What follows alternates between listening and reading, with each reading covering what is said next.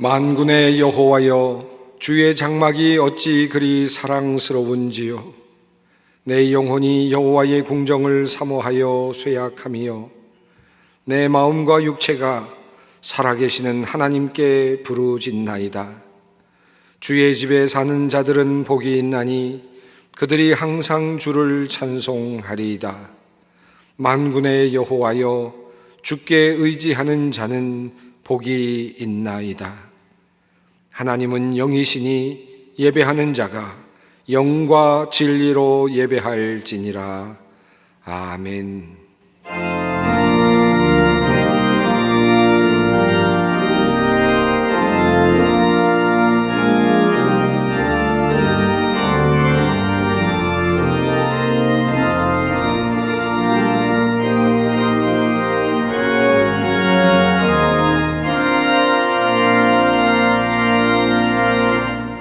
영원히 찬양받으실 주 여호와 우리 아버지 하나님, 그 놀라우신 능력과 크신 은총을 인하여 주께 영광 돌립니다.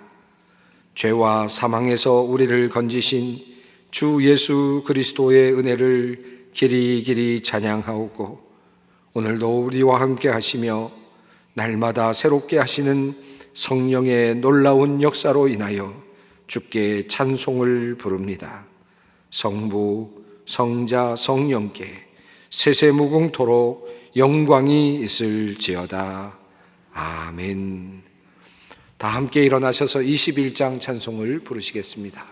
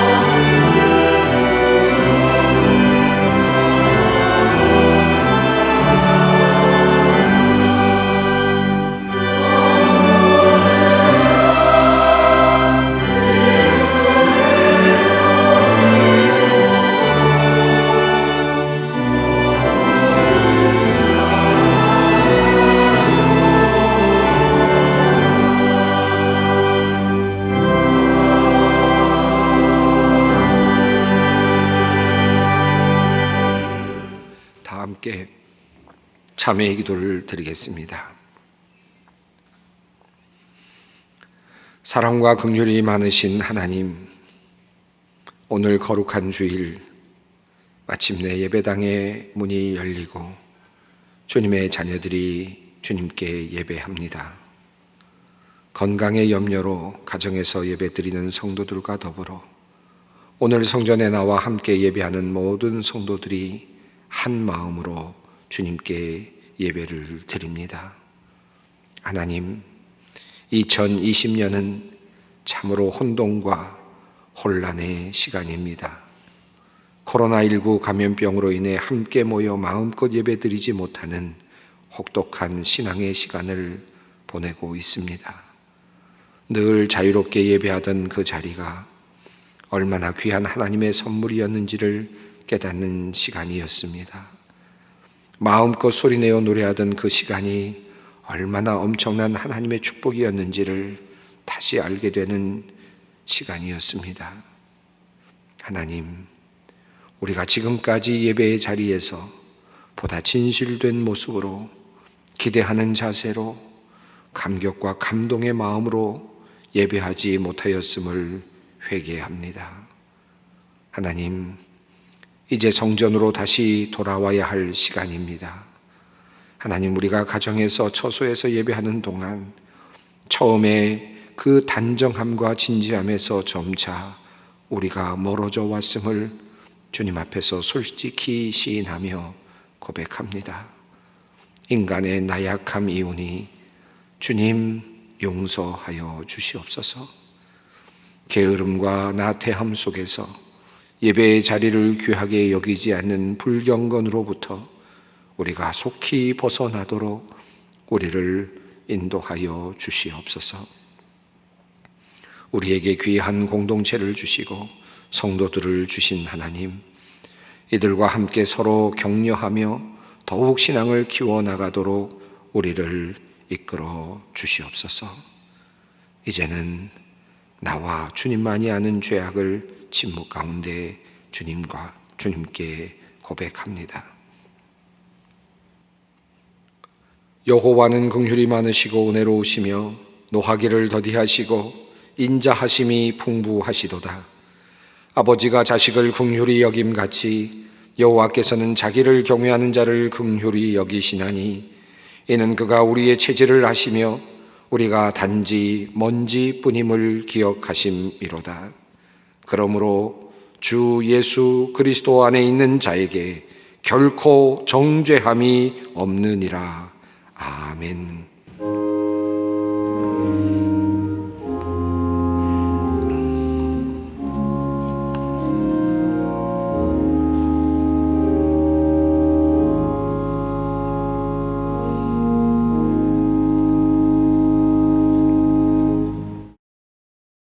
오늘 우리에게 주시는 하나님의 말씀은 신약성경 히브리서 10장 19절로 25절 말씀입니다. 히브리서 10장 19절로 25절 말씀입니다. 이 계시의 말씀을 봉독할 때에 다 함께 살아계신 하나님의 음성을 들을 수 있기를 바랍니다. 그러므로 형제들아, 우리가 예수의 피를 힘입어 성소에 들어갈 담력을 얻었나니 그 길은 우리를 위하여 휘장 가운데로 열어놓으신 새로운 살 길이요, 휘장은 곧 그의 육체니라.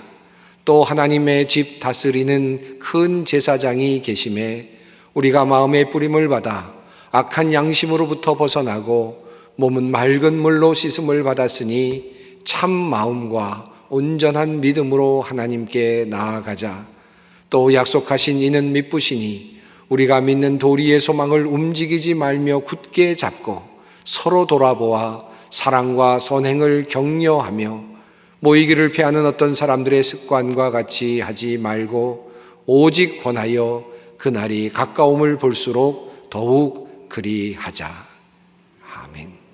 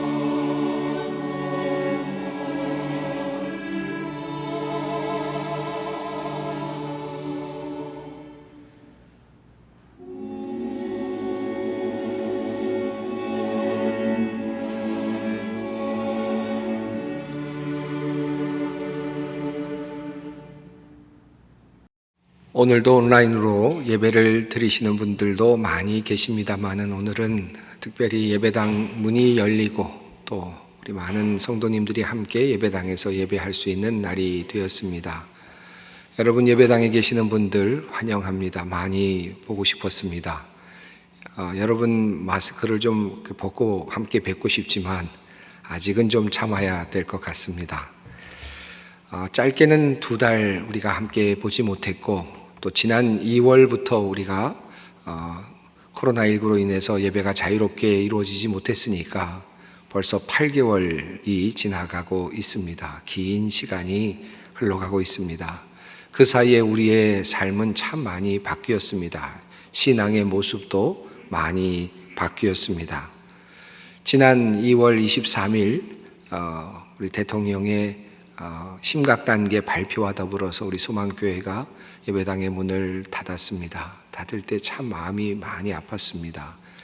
평생 처음 목사로서 해보는 일이었고 정말 두려움이 많은 그런 결단이었는데 우리 성도님들께서 잘 따라주시고 함께 협력해 주셔서 지금까지 우리 소망교회가 모범적으로 우리 방역을 잘 감당하면서 지금까지 이르게 된 것을 감사하게 생각합니다.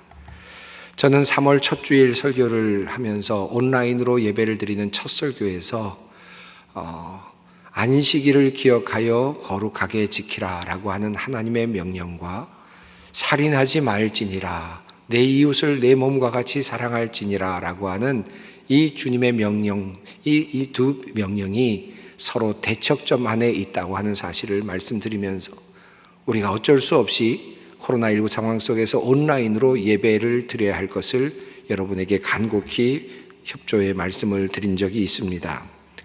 많은 성도님들께서 눈물을 흘리시면서 첫 번째 온라인 예배를 드렸고 그날 헌금은 함께 모아서 어려운 특별히 코로나19로 고생하고 있는 대구 지역에 있는 분들에게 우리가 함께 돕는 손길로 보낼 수 있었습니다.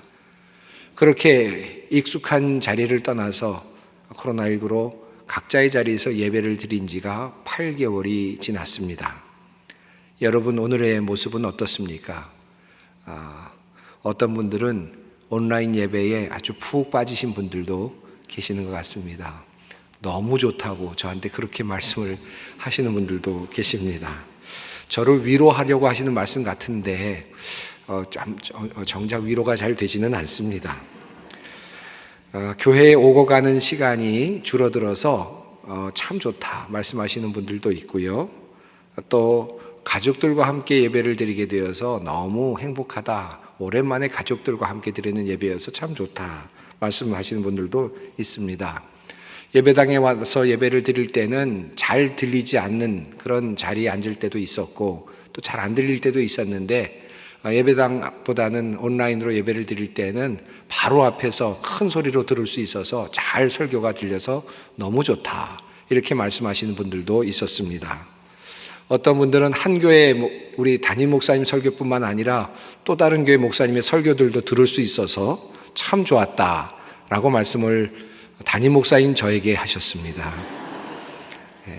그러나 참 모두가 다 그래도 어려움 가운데서 행복하게 그런 코로나19의 상황을 잘 극복해 가는 모습처럼 보여서 저도 사실은 다행이라 생각이 되었습니다. 그런데 코로나19 상황이 지나도 이제는 온라인 예배가 너무 좋아서 이제는 그냥 온라인 예배를 드렸으면 좋겠다 그렇게 생각하는 분들도 꽤 많이 있다고 해서 저의 마음을 조금은 긴장하게 만들고 있습니다. 물론 아직 코로나19가 종식되지 않았으니까 여전히 우리는 온라인 예배를 드릴 수밖에 없고요. 또 끝까지 예배를 우리는 계속해 나갈 것입니다만은 그러나 온라인 예배가 더 좋다거나 더 유익이 된다라고 하는 말씀은 사실은 조금 위험한 말씀입니다. 온라인 예배의 편리성이나 유용함에도 불구하고 우리가 함께 모여서 예배를 드려야 하는 이유가 분명히 있습니다. 우리가 온라인 예배를 드린 것은 여러 가지 어려운 상황에서 임시적으로 드리는 그러한 예배이지 우리가 상시적으로 드릴 수 있는 예배의 자리는 아니라는 말씀입니다. 그러므로 오늘 설교의 주제는 이렇습니다. 우리가 예배당에 함께 모여 예배해야 하는 이유. 이것이 오늘 설교의 주제입니다. 저는 지난 3월 첫 주에 코로나19의 상황 속에서 우리가 각 가정에서 각 처소에서 예배를 온라인으로 드려야 할 이유에 대해서 말씀을 드렸습니다. 그런데 이제 오늘 저는 이제 코로나19의 상황 속에 있긴 하지만 그럼에도 불구하고 우리가 예배당에 나와서 함께 예배를 드려야 하는 이유를 말씀드리고자 합니다. 그렇게 함으로써 예배당의 예배를 함께 기대하고 함께 기도하면서 준비할 수 있게 되기를 바라고 있습니다. 우선 첫 번째로 초대교회 예배를 한번 깊이 생각해 볼 필요가 있습니다. 사도행전을 비롯하여 성경에 나오는 초대교회의 모습을 보여주고 있는 성경의 이야기들은 한결같이 초대교회가 특별한 장소를 가리지 아니하고 예배를 드렸다는 사실을 우리들에게 증언해 주고 있습니다. 우리 초대교회 교인들은, 성도들은 성전에서도 모였고 회당에서도 함께 모였습니다. 가정에서도 모였고 솔로몬의 행각이라고 하는 곳에서도 모였고 또 어떤 이는 그런 강가를 따라서 가는 길에서도 또한 함께 모일 수 있었습니다. 공동묘지, 카타콤이라고 하는 공동묘지에서 함께 모였다는 기록도 초대교회의 다른 기록 가운데서 발견됩니다. 심지어는 거리에서도 함께 모였음을 우리는 확인합니다. 안식일에만 모였던 것이 아니고 안식일 후 다음 날 주님께서 부활하신 날에도 그들은 함께 모였습니다. 그러니까 안식일에도 모이고 그리고 그 다음 날인 주일날도 함께 모였습니다. 그리고 이틀만 모인 것이 아니라 매일같이 그들은 성전에 모였고 그들의 있는 자리에서 함께 모였고 기도하기를 힘썼다고 성경은 우리들에게 증언하고 있습니다. 초대교회 교인들이 장소를 일정하게 정해서 지금 우리가 드리고 있는 이런 예배당처럼 예배당이라고 하는 곳에서 예배를 드리기 시작한 것은 4세기가 넘어서였습니다. 로마 교회가 기독교를 공인한 후에 각 교회에 예배당을 선물로 만들어주고 예배의 처소를 만들어주기 전까지 교회는 특별한 예배의 장소를 가지고 있지 않았습니다. 물론 예배를 드릴 때마다 언제나 어떤 장소는 있었겠죠. 그러나 장소에 대한 중요성이 강조되지 않았다라고 하는 그런 말씀입니다. 초대교회 예배의 핵심은 그들이 자주 함께 모였다는 데 있지 어떤 장소에 특별하게 모였다라고 하는 데 있지 않다는 뜻입니다. 매우 중요한 것은 초대교회 교인들은 자주 함께 모였다라고 하는 것입니다. 초대교회는 새롭게 해석된 그 말씀을 따라서, 신약의 말씀을 따라서 구약의 말씀을 다시 해석했고 예수 그리스도의 말씀을 따라서 구약의 말씀을 다시 보았습니다. 그들은 자기 자신이 이제 예수 그리스도께서 내주하시는 성전이 되었다라고 그렇게 믿고 있었던 사람들이었습니다. 너희가 하나님의 성전인 것과 너희 안에 하나님의 성령이 거하시는 것을 너희가 알지 못하느냐라고 말했던 바울 사도의 가르침처럼 초대교회는 그와 같은 마음속을, 그런 믿음을 가지며 살아가고 있었습니다. 어떤 장소로서의 성전이 아니라 한 사람 한 사람이 각자 성전이 된다라고 하는 의식을 가지고 살았던 사람들이 초대교회 교인들이었다는 말씀입니다. 두세 사람이 나의 이름으로 모인 곳에 나도 그들과 함께 있을 것이다 라고 말씀하셨던 예수 그리스도의 말씀을 따라 두세 사람이 모였을 때 이미 그 안에 예배가 시작되고 있었다는 사실을 그들은 이해하고 있었습니다. 초대교회가 이렇게 장소를 중요하게 다루지 아니하고 거룩한 장소를 따로 떼어서 생각하지 아니하고 그들의 모임을 가져왔던 데에는 나름대로의 의도가, 이유가 있었습니다.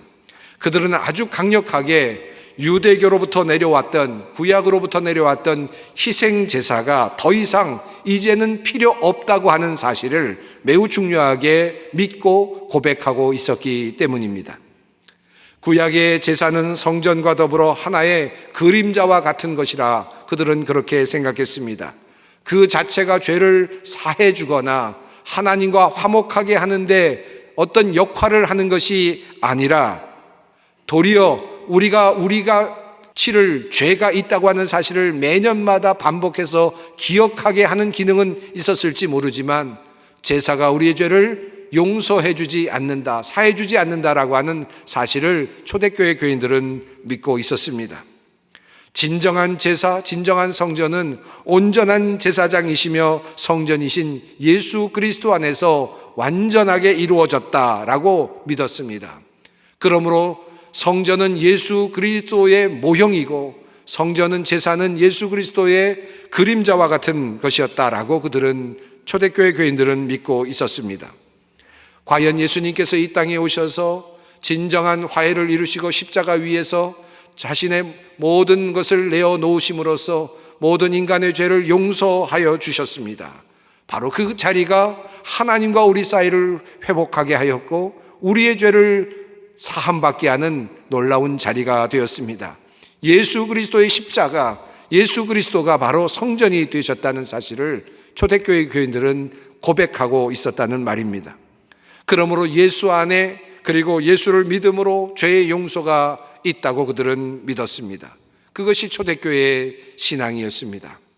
그러므로 그들은 어떤 장소, 특별한 거룩한 장소에 모여서 예배를 드리는 것을 그다지 의미 있게 생각하지 않았습니다. 예수 그리스도에게 붙어 있느냐, 예수 그리스도와 함께 있느냐 하는 그 사실이 그들에게는 매우 중요했습니다. 이러한 초대교회의 태도는 히브리서 10장 1절로부터 18절까지 내용 속에 잘 논리적으로 설명되어 있습니다. 그리고 그것은 12절과 그리고 18절로 이렇게 요약해서 설명할 수 있습니다. 오직 그리스도는 죄를 위하여 한 영원한 제사를 드리시고 하나님 우편에 앉으사 그 후에 자기 원수들을 자기 발등상이 되게 하실 때까지 기다리시나니 그가 거룩하게 된 자들을 한 번의 제사로 영원히 온전하게 하셨느니라. 이것들을 사하셨은즉 다시 죄를 위하여 제사를 드릴 것이 없느니라. 자, 그렇다면 초대교회는 무슨 이유로 모였을까요? 초대교회 교인들은 무슨 목적을 가지고 함께 모였을까요? 만약에 그것이 우리가 드리는 제사가 아니라면, 우리가 주님께 드림으로써 무엇인가를 얻을 수 있다라고 하는 기대를 갖지 않는 것이라면, 그래서 복을 받는다거나 또는 내가 원하는 것을 하나님께 이야기해서 말씀함으로 내가 얻어서 그것을 누릴 수 있다라고 하는 그런 가정이 아니라면 도대체 초대교회 교인들은 무슨 이유로 함께 모였겠는가 하는 것입니다.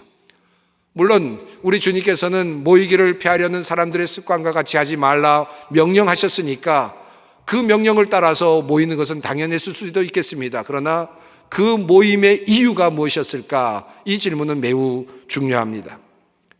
히브리서 오늘 본문 말씀 속에 두 가지 그들이 힘차게 열심히 모였던 이유가 나타나고 있습니다. 첫째로 우리가 예배당에 함께 모여 예배해야 하는 이유입니다. 그것은 바로 우리가 가지고 있는 각자의 믿음, 각자 가지고 있는 그 소망, 그 믿음의 내용을 굳건하게 지키고 확실하게 붙잡기 위해서입니다.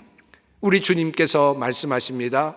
또 약속하신 이는 미쁘시니 우리가 믿는 도리의 소망을 움직이지 말며 굳게 잡고, 우리가 가지고 있는 이 도리의 소망, 우리가 믿고 있는 그 믿음, 이것을 우리가 흔들리지 않고 굳게 잡기 위해서 우리는 함께 모여야 한다, 모이지 않으면 안 된다라고 하는 말씀입니다. 여러분, 한번 이렇게 상상해 보십시다. 만약 우리가, 아마 우리의 선배들이, 우리의 선조들이, 사도들이 또는 제자들이 예수 그리스도를 믿은 후에 그들의 믿음만 가지고 모이지 아니하고 함께 흩어져서 그냥 마음껏 살다가 그렇게 죽어갔다면 어떻게 되었을까? 함께 모여서 그들이 믿는 신앙을 함께 공유하고 어떤 믿음을 가지고 있는지, 예수께서 우리를 위해서 무슨 일을 하셨는지, 하나님께서 아들 예수 그리스도를 어떤 마음으로 보내셨는지, 십자가가 어떤 것인지, 부활이 어떤 것인지, 승천이 어떤 것이었는지, 그것을 경험한 사람들의 그 증언이 어떠하였는지를 우리가 함께 공유하지 않았더라면, 제자들이 함께 공유하지 않았더라면 어떤 일이 벌어졌겠습니까? 100년, 200년, 500년 후에 아마도 예수라는 이름을 기억하는 사람조차도 없었을 것입니다. 우리가 지금까지 예수 그리스도를 기억하고 있는 이유는, 우리가 예수 그리스도의 십자가 사건을 구원의 사건으로 우리가 받아들일 수 있는 이유는, 끊임없이 성도들이 함께 모여서 한자리에서 예수 그리스도의 십자가를 함께 공유하고 함께 나누며 그 믿음을 함께 서로 격려하였기 때문입니다. 이것이 바로 우리가 함께 모여야 할 이유입니다. 우리 주님께서 십자가에 달려 돌아가신 2000년 전의 사건이 어떻게 나의 죄를 용서하시는 사건이 되는가? 우리는 성경만 가지고, 우리가 개인적인 연구만 가지고 이 모든 신앙을 유지해 나갈 수 없습니다. 예수 그리스도의 부활이 우리에게 어떤 희망이 되는지 우리는 힘써 홀로 그것을 지켜낼 수 없습니다. 이 어둡고 힘든 세상, 악이 편만하고 부조리가 만연한 세상, 악이 선을 이기는 이와 같은 부조리한 세상 속에서 우리가 그럼에도 불구하고 왜 살아야 하는지, 그리고 어떤 희망을 가지고 살 수 있는지 그 의미를 아마도 알 수 없었을 것입니다. 우리가 홀로 있으면 우리는 연약하여 쓰러지고 무너집니다. 믿음은 더욱더 그러합니다. 서로 세워주고 확인해주고 함께 해줄 때 우리의 신앙은 단단해지고 그리고 더욱 자라나게 됩니다. 여러분, 우리가 운동을 할 때도 그렇지 않습니까? 혼자 결정하고 결단하고 운동하면 운동을 제대로 못하죠. 그러나 시간을 정하고 함께 모여서 운동을 하면 운동을 해낼 수 있습니다. 몸을 건강하게 유지할 수 있습니다. 우리들이 함께 모이는 이유는 이와 같은 아주 실제적인 이유가 있다고 하는 사실입니다. 그렇지 않으면 우리는 게을러지고 나태해지고 기억이 사라지고 감사가 사라지고 구원의 기쁨이 사라지게 될 것입니다. 점차 그저 앉아서 예배를 드리다가 누워서 예배를 드리다가 그리고는 점차 예배와 멀어지는 그와 같은 삶이 되고 말 것입니다. 그래서 초대교회 교인들은 매일같이 함께 모였습니다. 매주일 함께 모였습니다. 열심히 모였습니다. 그리고 그곳에서 함께 주님을 찬양했고, 그리고 주님의 말씀을 함께 들었고, 주님께 함께 기도했습니다. 여러분, 오늘 예배당에 나와서 함께 예배를 드리시는 분들은 집에서 예배를 드리시는 것과 많이 다르지 않습니까?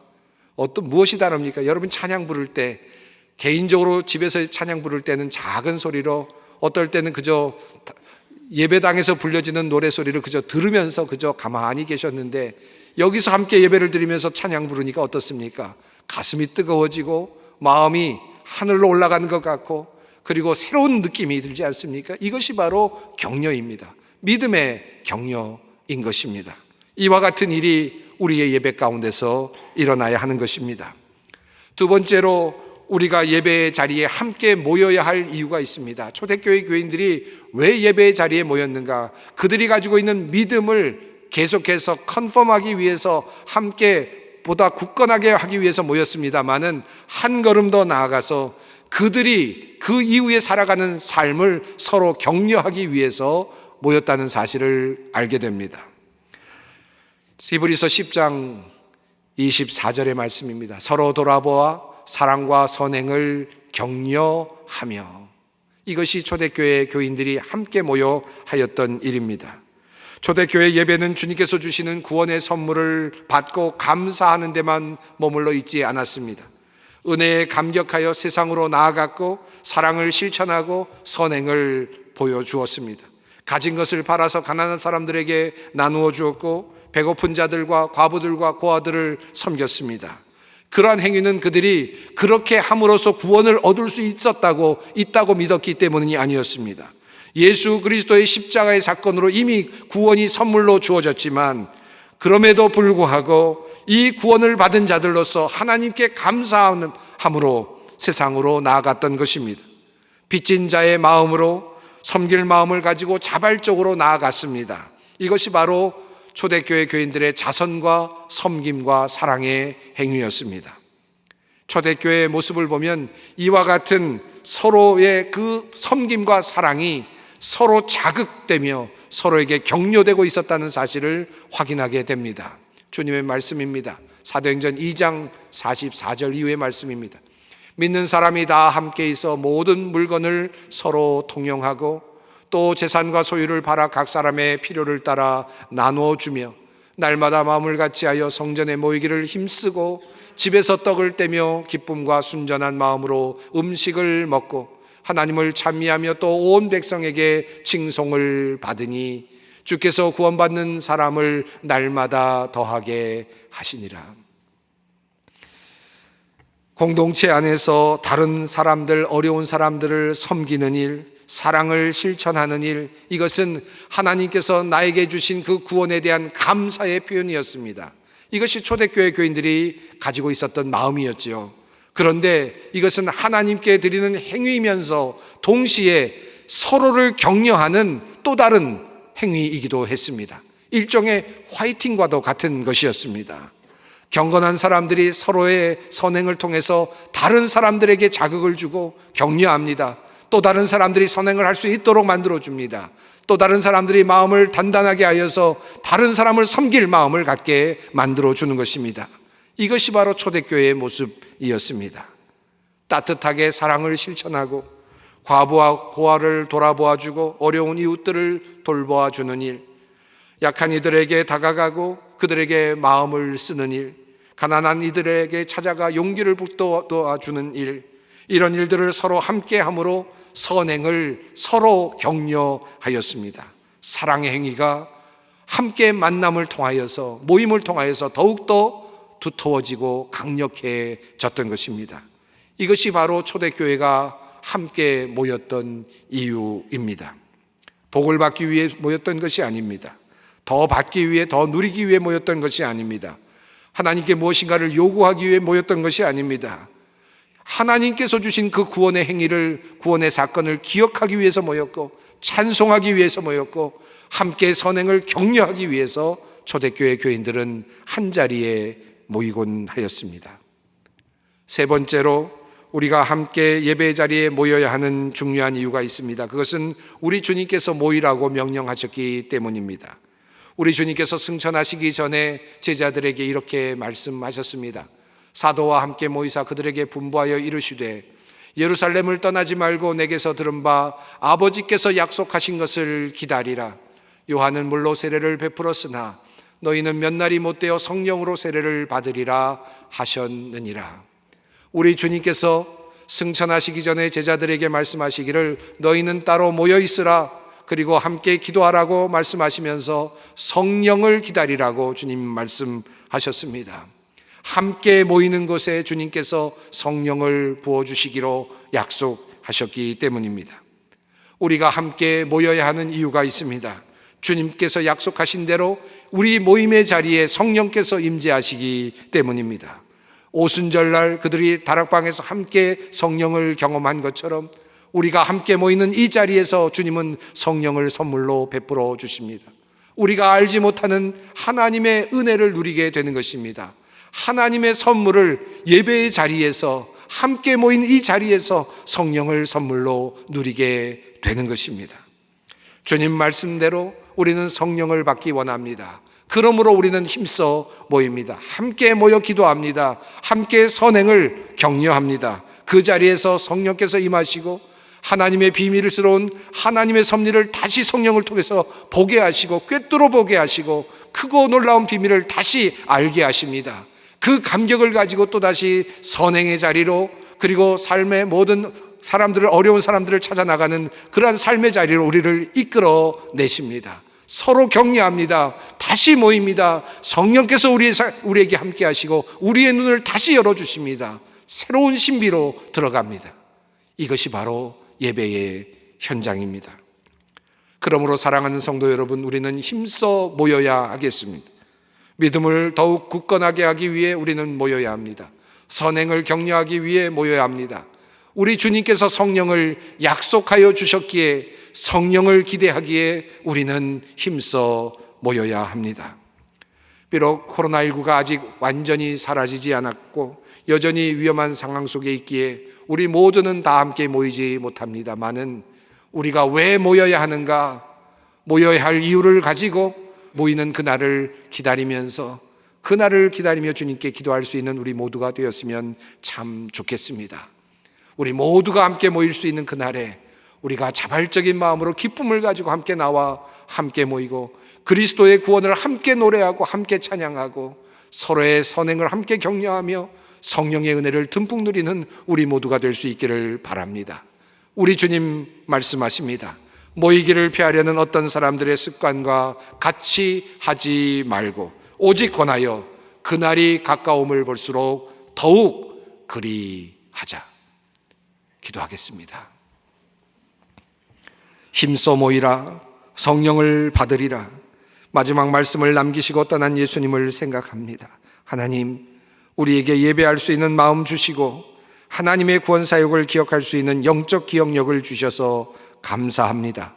서로 격려하며 우리의 믿음을 단단하게 하며 성령의 역사를 경험하며 살아가는 참된 예배자들이 되게 하여 주시옵소서. 예수님의 이름으로 기도드리옵나이다. 아멘. 찬송가 288장 1절 그리고 3절을 함께 부르겠습니다.